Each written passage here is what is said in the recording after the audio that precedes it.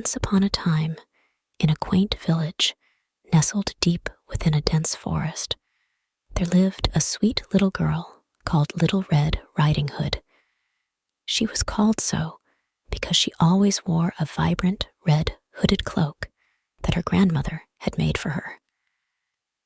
Little Red Riding Hood was dearly loved by everyone in the village, especially by her grandmother, who lived on the other side of the forest. One sunny morning, Little Red Riding Hood's mother asked her to take some food and medicine to her sick grandmother, who lived on the other side of the forest. Little Red Riding Hood happily agreed, taking the basket from her mother's hands. But remember, her mother cautioned, don't stray from the path and be careful of the big bad wolf that roams these woods. Little Red Riding Hood promised to heed her mother's warnings and set off on her journey. As she walked through the forest, she hummed a cheerful tune, enjoying the beauty of nature around her. She couldn't resist picking wildflowers along the way.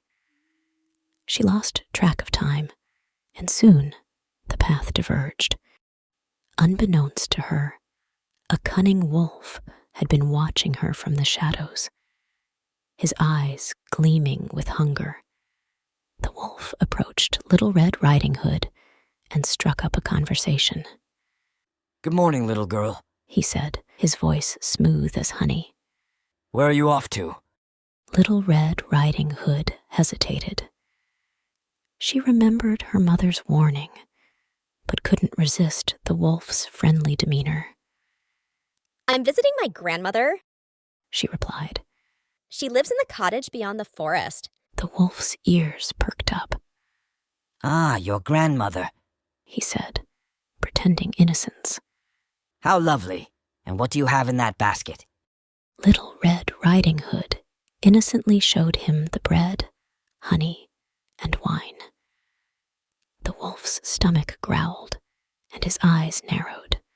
"Tell me," said the wolf, "where does your grandmother live?"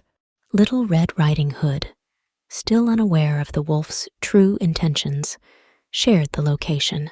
"Just follow this path," she said, pointing. The wolf, with a devious plan in mind, suggested that Little Red Riding Hood take the longer, scenic route through the forest, while he took a shortcut to her grandmother's house. Trusting the wolf's words, Little Red Riding Hood ventured deeper into the forest, straying from the safety of the path.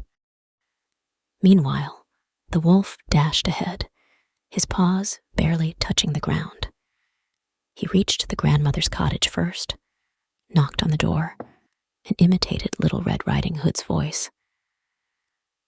"Grandma, it's me, Little Red Riding Hood." The unsuspecting grandmother opened the door. She was frail and gray, her eyesight failing. "Come in, my child," she said. The wolf stepped inside and quickly devoured the old lady. He then put on her nightcap and climbed into her bed. When Little Red Riding Hood finally arrived at her grandmother's house, she found the door ajar and entered cautiously. To her surprise, she found the wolf lying in her grandmother's bed, disguised in her grandmother's clothes. "Grandmother, what big ears you have," she said. "So all the better to hear you with, my dear," replied the wolf, his voice disguised to sound like the grandmother's. "Grandmother, what big eyes you have," she continued. "All the better to see you with, my dear," replied the wolf once more. "Grandmother, what big teeth you have," she said, growing suspicious. "All the better to eat you with." The wolf snarled, leaping out of bed and lunging towards her, swallowing her whole. Just then, a brave woodsman happened by. He had heard the wolf's growls and suspected foul play. Bursting into the cottage, he saw the wolf in bed, snoring contentedly. The woodsman grabbed his axe and sliced open the wolf's belly. Out popped Little Red Riding Hood and her grandmother, both unharmed. They hugged each other, grateful for their rescue. From that day forward, Little Red Riding Hood learned to be cautious in the woods and never strayed from the path again. And as for the big bad wolf, he never dared to cross paths with her or her grandmother ever again.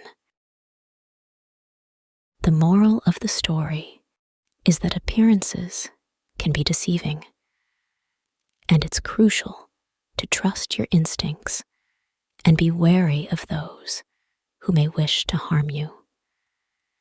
Stay on the path of righteousness and never stray from the safety of what you know to be true. And so, remember to heed your parents' advice. Stay on the path and beware of wolves in disguise.